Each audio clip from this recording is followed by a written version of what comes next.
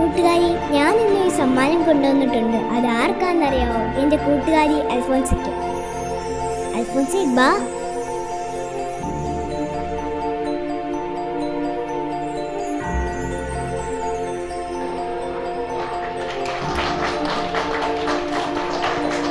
ഞങ്ങളല്ലേ ഐവയ്ക്ക് സമ്മാനം തരേണ്ടത്.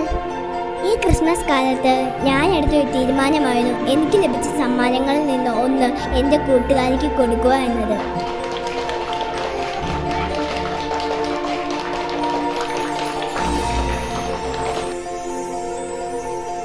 നമുക്കും പങ്കുവെക്കുക നമുക്കിഷ്ടപ്പെട്ട ഒന്ന്.